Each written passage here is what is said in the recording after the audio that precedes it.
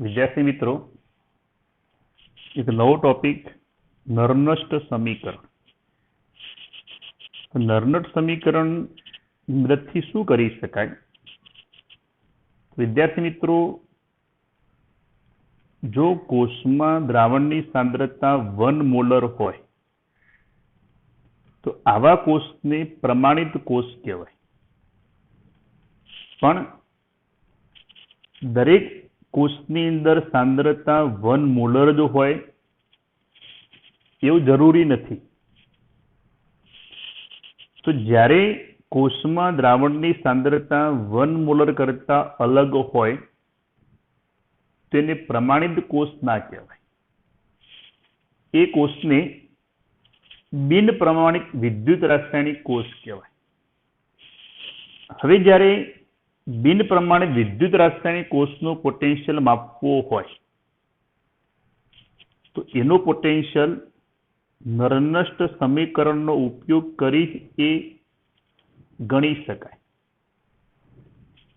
तो व्याख्या है कि नियत तापमाने बिन प्रमाणित विद्युत रासायणिक कोषनो पोटेन्शियल अने कोषनी प्रक्रिया साथे संकळायेला द्रावणनी सांद्रता वच्चे संबंध दर्शावता समीकरणने नर्नस्ट समीकरण कहे छे। આપણે નર્નટ સમીકરણની તારવણી ઉષ્મા ગતિશાસ્ત્રના સિદ્ધાંતને આધારે કરી શકાય। એ તારવણી આપણા સિલેબસમાં ડાયરેક્ટ આપેલી છે, એ કોઈ ગણતરી દર્શાવી નથી। પણ નર્નટ સમીકરણ કેવી રીતના લખી શકાય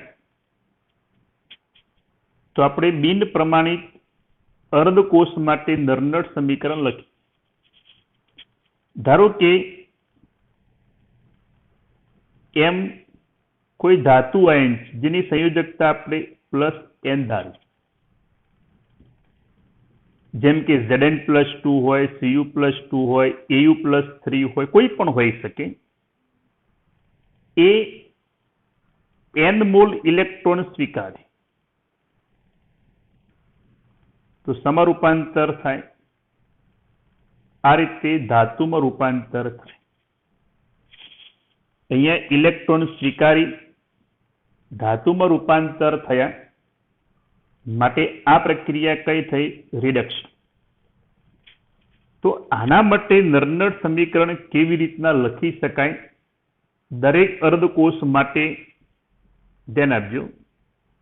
ई m+n/n कारण के अहींया कंडीशन दर्शावी रिडक्शन बराबर E0 m+n/m minus RT/NF ln Q। ध्यान आपजो। आ अर्ध प्रक्रिया माटे आ रीते नर्नस्ट समीकरण लखी शकाय। तो आ थयो बिन प्रमाणित अर्धकोषनो पोटेन्शियल, आ थयो प्रमाणित अर्धकोषनो पोटेन्शियल। आनु मूल्य आपणे EMF श्रेणी परथी मेळवी शकाय, जे जाणीतुं छे। T ए तापमान, F ए फेराडे अचळांक, फेराडे अचळांकनुं मूल्य केटलुं थाय? जे आपणे धोरण 11 मां पण आवतुं 96,487 कूलम। पण गणतरीमां सरळता रहे एटला माटे 96,500 कूलम पण स्वीकारी शकाय। आ एक्ઝેક્ટ मूल्य छे। आ मूल्य गणतरीमां सरळता रहे एटला माटे लई शकाय। आर वायु अचळांक छे, जेनुं मूल्य 8.314 जूल प्रति मोल इंटू केल्विन। જૂલ બરાબર શું થાય? તાર ફિઝિક્સમાં આવે કુલમ ઇન્ટુ વોલ્ટ. એટલે ઘણા પ્રશ્ન થાય સાહેબ જૂલમાં લેવાનું કારણ શું? તો કારણ એક, એફ નું મૂલ્ય આપણને 96,500 કુલમ અથવા એક્ઝેક્ટ મૂલ્ય 96,487 કુલમ છે. એટલે એફ નું મૂલ્ય કુલમમાં અને આ પોટેન્શિયલ વોલ્ટમાં હોય માટે આપણે કુલમ ઇન્ટુ વોલ્ટમાં આર નું મૂલ્ય લેવું પડે. કુલમ ઇન્ટુ વોલ્ટ જેને કહેવાય જૂલ માટે આર નું મૂલ્ય આપણે અહીંયા જૂલમાં લીધેલું છે. ધ્યાન આપજો. ક્યુ બરાબર શું થાય? તો ધોરણ 11 માં આપણે આવે નિપજની સાંદ્રતા છેદમાં કોની સાંદ્રતા? તો પ્રક્રિયક. અહીંયા નિપજ કયા? તો નિપજ કહેવાય. તો એમની સાંદ્રતા છેદમાં પ્રક્રિયક આ થયા તો એમ પ્લસ એન ની સાંદ્રતા. તો એ આપણે મૂલ્ય મૂકીએ તો E M plus N oblique M બરાબર E0 M plus N oblique M minus RT by NF ln એમની સાંદ્રતા છેદમાં એમ પ્લસ એન ની સાંદ્રતા. પરંતુ એમ એ કઈ અવસ્થામાં છે? ઘન અવસ્થામાં. ધોરણ 11 માં આપણે આવતું પ્રક્રિયાની અંદર કોઈ પણ પદાર્થ ઘન અવસ્થામાં હોય તો એની સાંદ્રતા જે રહી એ સાંદ્રતા કયા એકમમાં લખાય? ઘનતામાં. આપણે જાણીએ છીએ કોઈ પણ પદાર્થની ઘનતા કેવી હોય? અચળ. તો આ મૂલ્ય આપણે અચળ સ્વીકારીએ તો આવું લખી શકાય કે E M plus N oblique M બરાબર E0 M plus N oblique M minus RT by NF ln 1 સાંદ્રતા એમ પ્લસ એસ. તો આ રીતે આ સમીકરણનો ઉપયોગ કરી કોઈ પણ બિન પ્રમાણિત અર્ધકોષનો પોટેન્શિયલ કેટલો હોય શોધી શકાય. કારણ કે આ મૂલ્ય જાણીતું છે. આપણે સાંદ્રતા મૂકી દઈએ તો જો એફ આપણે જાણીએ છીએ, એન પ્રક્રિયામાં સંકળાયેલા ઇલેક્ટ્રોન છે, ટી એ તાપમાન છે અને આર વાયુ અચળાંક છે. તો આના ઉપરથી આપણે આ મૂલ્ય શોધી શકાય. એટલે વ્યાખ્યા જો મેં લખાઈ હતી આગળ કે નિયત તાપમાને બિન પ્રમાણિત વિદ્યુત રાસાયણિક કોષનો પોટેન્શિયલ અને કોષની પ્રક્રિયા સાથે સંકળાયેલા દ્રાવણની સાંદ્રતા અથવા આયનની સાંદ્રતા વચ્ચે સંબંધ દર્શાવતું આ જે સમીકરણ જે રહ્યું એ શું કહેવાય? નર્નસ્ટ સમીકરણ તરીકે ઓળખવામાં આવે. તો વિદ્યાર્થી મિત્રો આને આમ પણ લખાય જો આર બરાબર 8.314 જૂલ પ્રતિ મોલ ઇન્ટુ કેલ્વિન, તાપમાન ટી 298 કેલ્વિન આપણે લઈએ અને એફ 96,500 કુલમ લઈએ અને ln E ને 2.303 તો લોગમાં રૂપાંતર થાય કે નહીં? તો એ બધી કિંમત આપણે મૂકવામાં આવે. ધ્યાન આપજો. E એમ પ્લસ એન ઓબ્લિક એમ બરાબર E0 M plus N oblique M minus 2.303 ગુણ્યા 8.314 ગુણ્યા 298 છેદમાં n ગુણ્યા 96,500 log 1/m plus n. तो E m plus n oblique m बराबर E0 m plus n oblique m minus आज मूल्य मळ्युं કે 0.059 જેટલું મળે છેદની અંદર n 2.303 ગુણ્યા 8.314 ગુણ્યા 298 ભાગ્યા 96,500 તો એ મૂલ્ય નિયરલી ઇક્વલ ટુ n જેટલું 0.059 જેટલું આવશે log 1/m ની પ્લસ n. તો આ રીતે નિયત તાપમાને બિન પ્રમાણિત વિદ્યુત રાસાયણિક કોષનો પોટેન્શિયલ ને કોષની પ્રક્રિયા સાથે સંકળાયેલા દ્રાવણની અથવા આયનની સાંદ્રતા વચ્ચે સંબંધ દર્શાવતું જે સમીકરણ જે રહ્યું એને હંમેશા નરનષ્ટ સમીકરણ કહે છે. વિદ્યાર્થી મિત્રો ખાસ ધ્યાન આપજો, જો m પ્લસ n ની સાંદ્રતા ઘટે, જો આ મૂલ્ય ઘટે તો અહીંયા માઇનસ, તો છેદની અંદર ઘટે તો આ મૂલ્યની અંદર શું થાય? વધારો થાય. માટે m પ્લસ n ની સાંદ્રતા ઘટવાથી m પ્લસ n ની સાંદ્રતા વધવાથી સાંદ્રતા જો વધે તો આના મૂલ્યમાં શું ફેરફાર થાય તમારે જાતે વિચારવાનું. કારણ કે અહીંયા ટેકનિકલી પ્રશ્ન છે કે m પ્લસ n ની સાંદ્રતા ઘટે, આ મૂલ્ય ઘટે તો આ મૂલ્યમાં શું ફેરફાર થાય તમારે ગણતરી કરવાની, પછી તમારે જાતે જવાબ વિચારવાનો. ના સમજણ પડે તો આના પછી આપણે સંપૂર્ણ વિદ્યુત રાસાયણિક કોષ રચીએ એની અંદર આવશે જ, પણ આ તમારે થોડોક જાતે વિચાર કરવાનો. તો આ રીતે આપણે એક નરનષ્ટ સમીકરણ તમને સમજાવ્યું કે નિયત તાપમાને બિન પ્રમાણિત વિદ્યુત રાસાયણિક કોષનો પોટેન્શિયલ ને કોષની પ્રક્રિયા સાથે સંકળાયેલા દ્રાવણની અથવા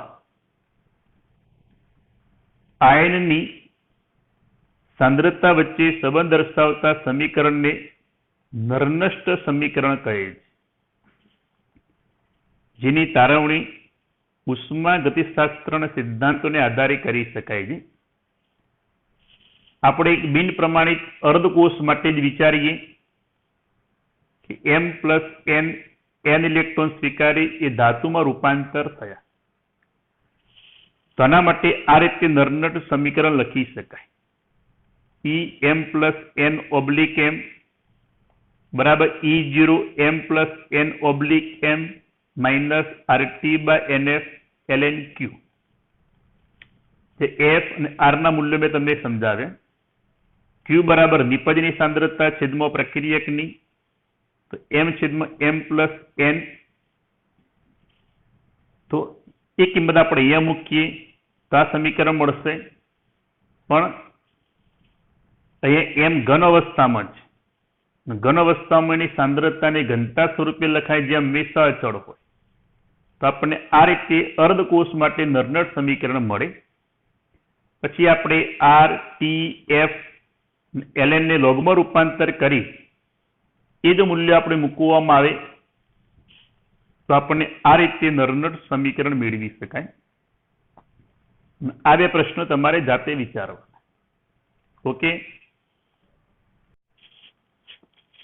વિદ્યાર્થી મિત્રો, આપણે આગળ જે નરનષ્ટ સમીકરણ તારવ્યું એ અર્ધકોષ માટે હતું, પણ સંપૂર્ણ વિદ્યુત રાસાયણિક કોષ માટે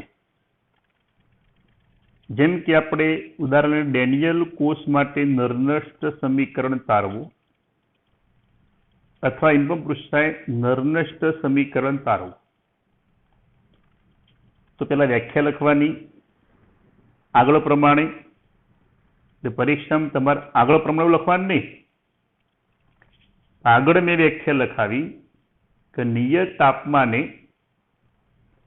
બિન પ્રમાણિત વિદ્યુત રાસાયણિક કોષનું પોટેન્શિયલ ઈ સેલ અને કોષની પ્રક્રિયા સાથે સંકળાયેલા દ્રાવણની સાંદ્રતા વચ્ચે સંબંધ દર્શાવતું સમીકરણ એને હંમેશા નરનસ્ટ સમીકરણ કહેવાય. આપણે સંપૂર્ણ વિદ્યુત રાસાયણિક કોષ માટે નરનસ્ટ સમીકરણ કેવી રીતના તારવી શકાય એ આપણે સમજાવીએ. અર્ધકોષ માટે E m plus n oblique m બરાબર E0 m plus n oblique m minus RT by NF ln 1 upon m plus n ની સાંદ્રતા. આ સમીકરણ આપણે અર્ધકોષ માટે આગળ સમજાવ્યું. હવે ડેનિયલ કોષ, તો ડેનિયલ કોષમાં બે અર્ધકોષ હોય. કયા બે અર્ધકોષ? ઝીંક અને કોપર. ધારો કે આપણે લઈએ કોપર એ કેથોડ તરીકે વર્તે, Cu પ્લસ 2 આયન 2 ઇલેક્ટ્રોન સ્વીકારી આ રીતે Cu માં રૂપાંતર થાય. તો આના ઉપરથી આપણે નરનસ્ટ સમીકરણ લખવું હોય તો શું લખાય? Cu પ્લસ 2 ઓબ્લિક Cu બરાબર E0 Cu plus 2 oblique Cu minus RT by 2F, કારણ કે n બરાબર અહીંયા 2 છે, ln 1 upon Cu plus 2 ion લખાય કે નહીં. ત્યારબાદ આપણે બીજો અર્ધકોષ કયો? ઝીંક. તો Zn plus 2 plus 2 electron gives Zn. તો આના માટે પણ નરનસ્ટ સમીકરણ લખવું હોય તો લખી શકાય કે E Zn plus 2 oblique Zn બરાબર E0 Zn plus 2 oblique Zn minus RT by 2F ln 1 upon Zn plus 2. એટલે ઘણા પ્રશ્ન થાય સાહેબ ડેનિયલ કોષમાં ઝીંક ઉપર ઓક્સિડેશન થાય, પણ આપણે રિડક્શન અર્ધકોષ માટે આના ઉપરથી આ રીતે કોપર અને ઝીંક અર્ધકોષના નરનસ્ટ સમીકરણ લખી શકાય. કઈ પ્રક્રિયાને ધ્યાનમાં રાખીએ આપણે? રિડક્શન પ્રક્રિયાને. તેના ઉપરથી આ રીતે બે નરનસ્ટ સમીકરણ લખી શકાય. ક્લિયર? આગળ જોઈએ તો હવે આપણે E સેલ બરાબર E right side minus E left side. જમણી બાજુના અર્ધકોષ. તો ડેનિયલ કોષમાં જમણી બાજુ કોણ હતું? તો કેથોડ. તો લખાય E reduction of cathode minus E reduction of anode. તો આપણે E Cu plus 2 oblique Cu minus E Zn plus 2 oblique Zn. વિદ્યાર્થી મિત્રો તમને ક્લિયર કરી દઉં. આપણે અહીંયા એનોડના રિડક્શન પોટેન્શિયલની જરૂર છે. ભલે એનોડ ઉપર ઓક્સિડેશન થતું હોય, પણ ડેનિયલ કોષમાં જે એનોડ તરીકે વર્તે એના રિડક્શન પોટેન્શિયલની જરૂર છે. માટે E Zn plus 2 oblique Zn. તો આ રીતે E સેલ બરાબર આપણને E Cu plus 2 oblique Cu minus E Zn plus 2 oblique Zn. તો હવે આપણે નર્નડ સમીકરણ ઉપરથી જે અર્ધકોષના આગળ લખ્યા એ પ્રમાણે આનું લખાય E0 Cu plus 2 oblique Cu minus RT by 2F ln 1 upon Cu plus 2n minus E0 Zn plus 2 oblique Zn minus चलिए यहाँ माइनस माइनस प्लस है जिससे plus RT by 2F ln 1 upon Zn plus 2i. હવે આપણે E0 Cu plus 2 oblique Cu minus E0 Zn plus 2 oblique Zn minus RT by 2F આપણે common કાઢી લઈએ.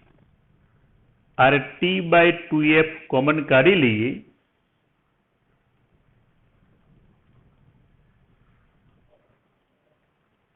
તો કૌંસમાં શું લખાય? માઇનસ કોમન કાઢ્યા તો માઇનસ જ્યારે આપણે કોમન કાઢીએ તો લખાય ln 1 upon Cu plus 2n minus ln 1 upon Zn plus 2in લખાય કે નહીં? તો આપણે અહીંયા માઇનસ કોમન કાઢે RT by 2F minus common કાઢી લઈએ આપણે તો કૌંસમાં ln 1 upon Cu plus 2 minus ln 1 upon Zn plus 2. ધ્યાન આપજો. E સેલ આના ઉપરથી શું લખી શકાય? કેથોડ અને એનોડના પ્રમાણિત રિડક્શન પોટેન્શિયલનો તફાવત છે. તો એને લખાય E0 સેલ. પ્રમાણિત સ્થિતિમાં છે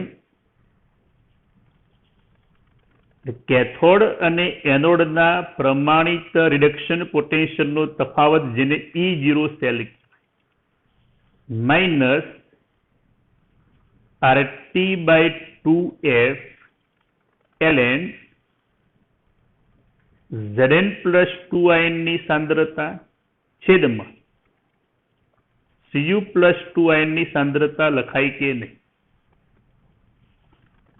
લોગનો નિયમ યાદ કરી જો. ln 1 upon Cu plus 2 minus ln 1 upon Zn plus 2 તો લખાય ln Zn plus 2 ની સાંદ્રતા છેદમાં Cu plus 2in ની સાંદ્રતા. તો આ રીતે E સેલ બરાબર E0 cell minus RT by 2F ln Zn plus 2 ની સાંદ્રતા છેદમાં Cu plus 2in ની સાંદ્રતા. તો E સેલ બરાબર E0 સેલ માઇનસ અહીંયા આધાર કયો કહેવાય? E ને 10ના ગુણકમાં ફેરવીએ તો 2.303 વડે ગુણવા પડે. R નું મૂલ્ય મૂકી 8.314 તાપમાન 298 છેદમાં 2 ગુણ્યા 96,500. તો આના ઉપરથી log Zn plus 2 ની સાંદ્રતા છેદમાં Cu plus 2 ion ની સાંદ્રતા. તો લખી શકાય E સેલ બરાબર E0 સેલ માઇનસ આટલું મૂલ્ય રહ્યું તે એ મૂલ્ય હંમેશા 298 કેલ્વિન તાપમાને અચળ હશે. 0.059 છેદની અંદર 2 log Zn plus 2 ની સાંદ્રતા છેદમાં Cu plus 2 ion ની સાંદ્રતા. હવે Cu plus 2 ion ની સાંદ્રતા વધે, જો Cu plus 2 ની સાંદ્રતા જે રહી એ સાંદ્રતા વધે તો E સેલ હંમેશા વધે. છેદની અંદર સાંદ્રતા વધેલે આ મૂલ્યની અંદર શું થાય? ઘટાડો થાય. અને જે મૂલ્ય બાદ કરવાનું છે મૂલ્ય ઘટતું હોય તો E સેલની અંદર હંમેશા વધારો થાય. પણ Zn plus 2 ની સાંદ્રતા જો વધે તો આખા મૂલ્યમાં વધારો થાય. એટલે આની અંદરથી આ જે મૂલ્ય બાદ કરવાનું છે એ જો વધે તો એ સેલમાં શું થાય? ઘટાડો થાય. ફરી ધ્યાન આપજો, જો Cu plus 2 ની સાંદ્રતા વધે તો છેદની અંદર સાંદ્રતા વધે છે તો આ મૂલ્યમાં શું થાય? ઘટાડો થાય. એટલે જે મૂલ્ય આપણે બાદ કરવાનું છે એ મૂલ્ય ઘટતું હોય તો એ સેલમાં હંમેશા વધારો થાય. ધારો કે આ 10 એકમ છે, પેલા 5 બાદ કરીએ, સાંદ્રતા વધાર્યા પછી આ મૂલ્ય ઘટે તો પહેલા આપણે 5 બાદ કરવાથી એ સેલનું મૂલ્ય 5 મળતું, ઘટ્યા પછી 3 થયું તો એ સેલમાં શું થયું? વધારો થાય. તો Zn plus 2 ની સાંદ્રતા જો વધે તો એ સેલની અંદર શું થાય? તો એ સેલ હંમેશા ઘટશે. છતાં પણ આપણે MCQ જ્યારે ચલાવીશું ત્યારે ફરી ટોપિક સમજાવીશું. તો આ રીતે ડેનિયલ કોષ માટે આ એક બિન પ્રમાણિત ડેનિયલ કોષ માટે નરનષ્ટ સમીકરણની તારવણી કરી શકાય. ક્લિયર મિત્રો? તો આ પ્રમાણે નિયત તાપમાને બિન પ્રમાણિત વિદ્યુત રાસાયણિક કોષનું પોટેન્શિયલ અને કોષની પ્રક્રિયા સાથે સંકળાયેલા દ્રાવણો અથવા આયનોની સાંદ્રતા વચ્ચે સંબંધ દર્શાવતું આ જે સમીકરણ જે મળે એને હંમેશા નરનષ્ટ સમીકરણ કહેવાય. તો પ્રશ્ન એ છે, વિદ્યુત રાસાયણિક કોષનું પોટેન્શિયલ કઈ બાબત ઉપર આધાર રાખે? એક તો આયનોની સાંદ્રતા, બીજું તાપમાન. અહીંયા આપણે તાપમાન કેટલું સ્વીકાર્યું? 298 કેલ્વિન. ધારો કે અહીંયા આપણે 500 કેલ્વિન લઈએ તો આ મૂલ્ય બદલાશે. એ મૂલ્ય બદલાય તો એ સેલના મૂલ્યમાં ફેરફાર થાય. તો આ રીતે વિદ્યુત રાસાયણિક કોષનું પોટેન્શિયલ તાપમાન ઉપર પણ આધાર રાખે, વિદ્યુત ધ્રુવોની પ્રકૃતિ ઉપર પણ આધાર રાખે. વિદ્યુત રાસાયણિક કોષનો પોટેન્શિયલ 3 બાબત ઉપર આધાર રાખે. એક, દ્રાવણની સાંદ્રતા ઉપર. નંબર 2, તાપમાન ઉપર. નંબર 3, વિદ્યુત ધ્રુવની પ્રકૃતિ ઉપર હંમેશા આધાર રાખે. તો 3 બાબત ઉપર વિદ્યુત રાસાયણિક કોષના પોટેન્શિયલનો આધાર છે. ક્લિયર? વિદ્યાર્થી મિત્રો, નરનષ્ટ સમીકરણ જુદા જુદા કોષ માટે કેવી રીતના લખી શકાય હું તમને કેટલાક 3 થી 4 ઉદાહરણ સમજાવું, એટલે ખાસ ધ્યાન આપજો. Ni/Ni+2 सांद्रता C1 /Ag plus सांद्रता C2/Ag. C1 is not equal to C2. આ કોષ થયો બિન પ્રમાણ. તમારે પહેલા શું કરવાનું, એ કોષમાં થતી કોષ પ્રક્રિયા લખવાની. તો એનો રૂપ કઈ પ્રક્રિયા થાય? ઓક્સિડેશન. તો Ni માંથી Ni+2 આયન 2 ઇલેક્ટ્રોન ગુમાવે. કેથોડ ઉપર કઈ પ્રક્રિયા થાય? રિડક્શન. તો Ag પ્લસ ઇલેક્ટ્રોન સ્વીકારી આ રીતે Ag માં રૂપાંતર થાય. બે ઊભી રેખા શું કહેવાય? ક્ષાર સેતુ. ડાબી બાજુ એનોડ હોય, જમણી બાજુ કેથોડ.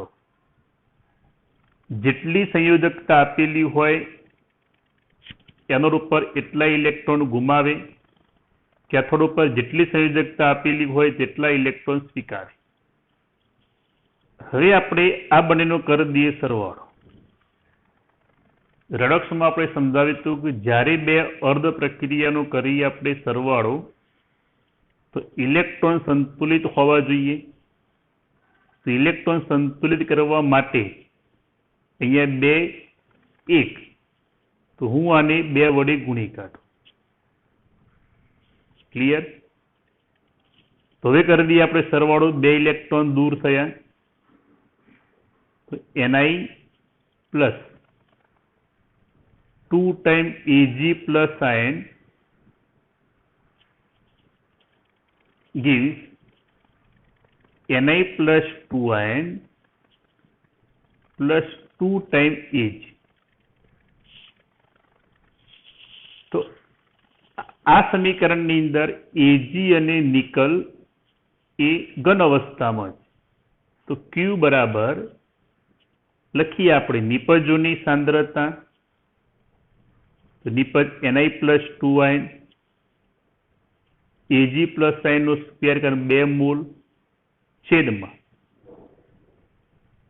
Ni ની સાંદ્રતા ઇન્ટુ Ag પ્લસ ion ની સાંદ્રતાનો સ્ક્વેર, કારણ કે 2 મોલ છે. પણ આપણે જાણીએ કે પ્રક્રિયામાં Ag અને નિકલ ઘન અવસ્થામાં છે. અને ઘન અવસ્થામાં હોય તો એની સાંદ્રતા કયા એકમો લખાય? ઘનતા સ્વરૂપ.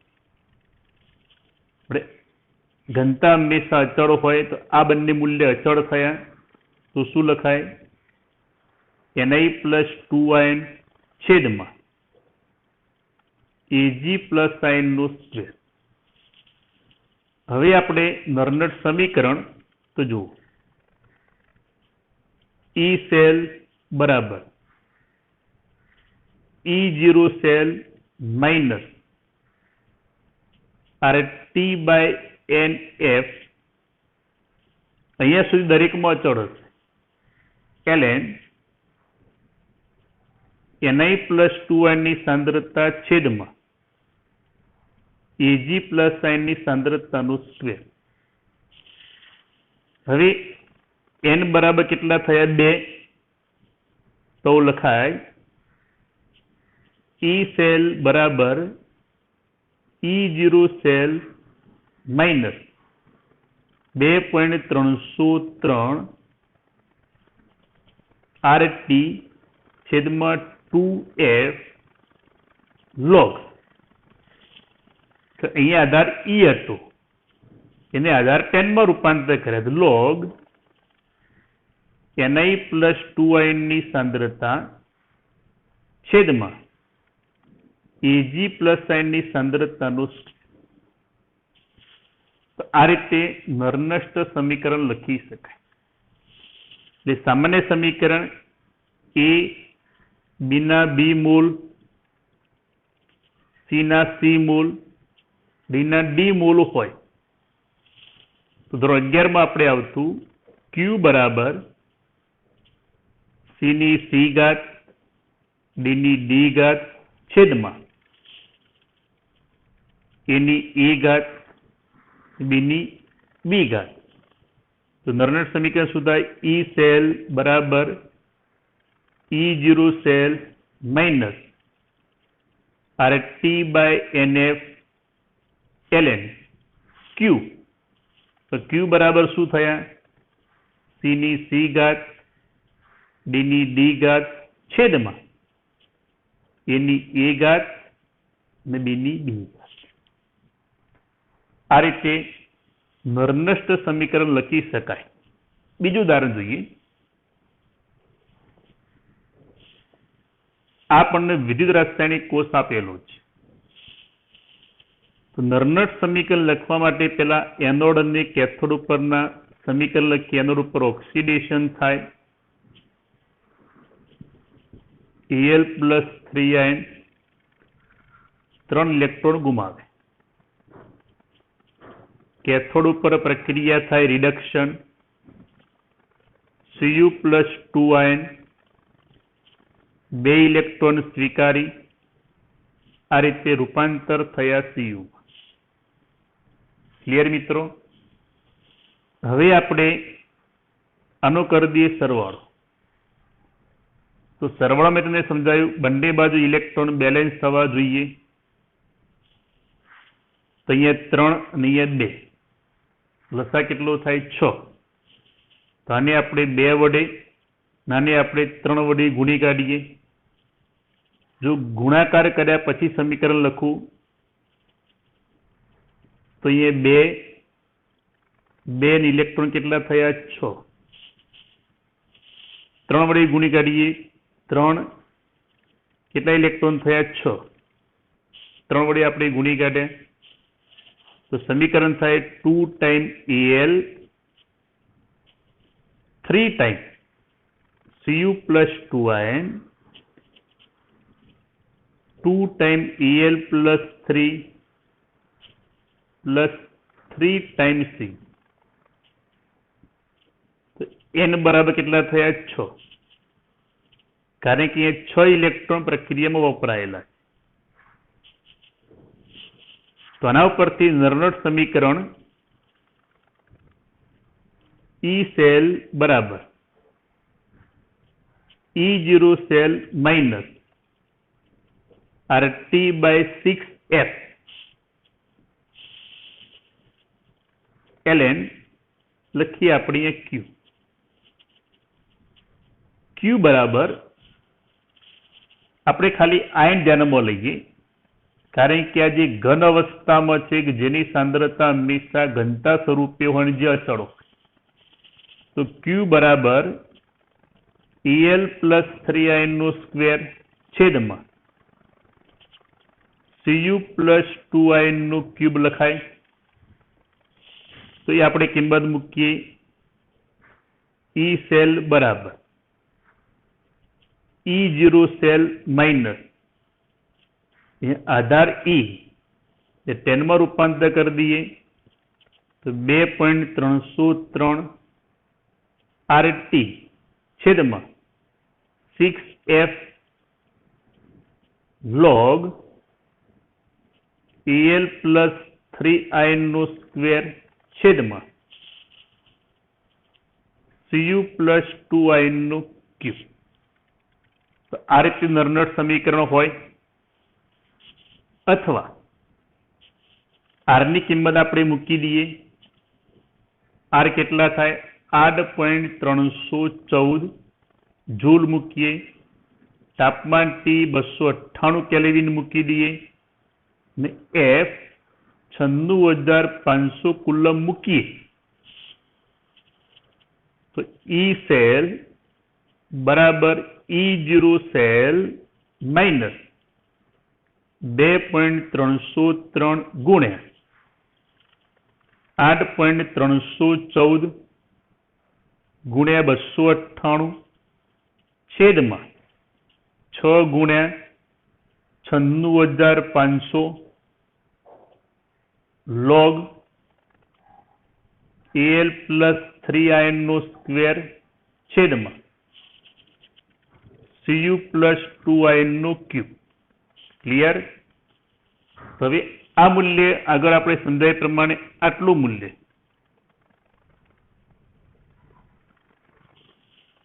તો E સેલ બરાબર E0 cell minus 0.059/6 log Al+3 નો સ્ક્વેર છેદમાં Cu+2i નો ક્યુબ. તો આ રીતે પણ નરનસ્ટ સમીકરણ લખી શકાય. ક્લિયર મિત્રો? હવે આપણે ત્રીજું ઉદાહરણ જોઈએ.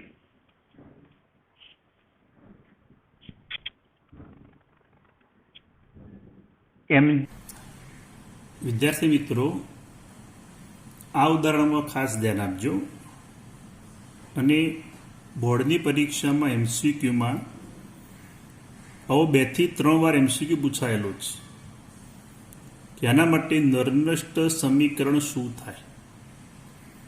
તો કોઈ પણ વિદ્યુત રાસાયણિક કોષ માટે નરનસ્ટ સમીકરણ લખતા પહેલા એ કોષમાં થતી કોષ પ્રક્રિયા પહેલા લખવાની. તો એનોડ ઉપર ઓક્સિડેશન થાય તો Mgમાંથી Mg+2n+2 ઇલેક્ટ્રોન. કેથોડ ઉપર રિડક્શન થાય. જ્યારે સક્રિય ઋણાયન હોય ત્યારે ખાસ ધ્યાન આપવાનું કે રિડક્શન સમીકરણ Cl2 એ 2 ઇલેક્ટ્રોન સ્વીકારી આ રીતે Cl- આયનમાં રૂપાંતર થાય. તો આનો કરી દઈએ આપણે સરવાળો. તો આ 2 ઇલેક્ટ્રોન દૂર થઈ ગયા. Mg પ્લસ Cl2 ગેસ દબાણ કેટલું 1 બાર gives Mg+2ion plus 2 times Cl minus. હવે આપણે Q લખીએ તો Q બરાબર નિપજ બાજુની સાંદ્રતા Mg+2 Cl આયન નો સ્ક્વેર છેદમાં Mg સોલિડ અને Cl2 ની સાંદ્રતા દબાણ સ્વરૂપે, કારણ Cl2 વાયુ સ્વરૂપે છે. ધ્યાન આપજો. Q બરાબર સમીકરણમાં Mg કઈ અવસ્થામાં? ઘન અવસ્થામાં. ઘન અવસ્થાની સાંદ્રતા કયા એકમમાં હોય? ઘનતા. ઘનતા કેવી હોય? અચળ. આ મૂલ્ય અચળ બની ગયું. Cl2 ની સાંદ્રતા કયા એકમમાં હોય? દબાણમાં. કારણ કે Cl2 વાયુ સ્થિતિમાં છે. અને Cl2 નું દબાણ કેટલું? તો 1 બાર. તો અહીંયા 1 ના મૂલ્ય અચળ. તો લખાય Mg+2ion ની સાંદ્રતા Cl- આયન ની સાંદ્રતાનો સ્ક્વેર. કારણ કે આ ઘન અવસ્થામાં જેની સાંદ્રતા અચળ હોય, આ વાયુ સ્થિતિમાં દબાણ તમને 1 બાર આપેલું છે, 1 લખાય. આ મૂલ્ય અચળ. તો Q બરાબર આપણને મળશે. તો નરનટ સમીકરણ E સેલ બરાબર E0 cell minus RT/NF ln શું લખાઈએ? Q. Q બરાબર શું થાય? Mg+2ion ની સાંદ્રતા અને Cl- આયન ની સાંદ્રતાનો સ્ક્વેર. માટે આમ પણ લખાય E સેલ બરાબર E0 સેલ માઇનસ આગળ સમજાય પ્રમાણે 0.059 n બરાબર 2 log Mg+2ion ની સાંદ્રતા અને Cl- આયન ની સાંદ્રતાનો સ્ક્વેર. તો આ રીતે તમને આપેલા કોષનું નરનષ્ટ સમીકરણ લખી શકાય. ક્લિયર મિત્રો? ધારો કે આપણને આ રીતે આપેલું હોય કોઈ પણ કોષ PT I2 / I minus C1 double oblique Br minus C2 oblique Br2 oblique PT. તો અહીંયા આપણે એનોડ ઉપર ઓક્સિડેશન થાય તો ઓક્સિડેશનની અંદર સમીકરણ લખવામાં ખાસ ધ્યાન આપવાનું. I માઇનસ નું I2 માં રૂપાંતર થાય એટલે 2 વડે ગુણીએ તો 2 ઇલેક્ટ્રોન ગુમાવશે.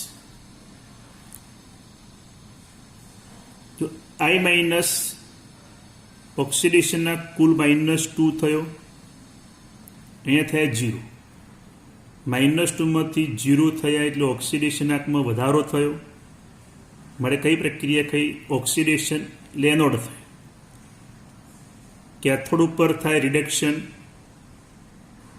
તો Br2 plus 2 electron gives 2 time Br minus. તાનો કરી દઈએ આપણે સરવાળો, 2 ઇલેક્ટ્રોન દૂર થઈ ગયા, 2 time I minus sign plus Br2 gives I2 plus 2 time Br minus. હવે આપણે નોર્નટ સમીકરણ લખીએ.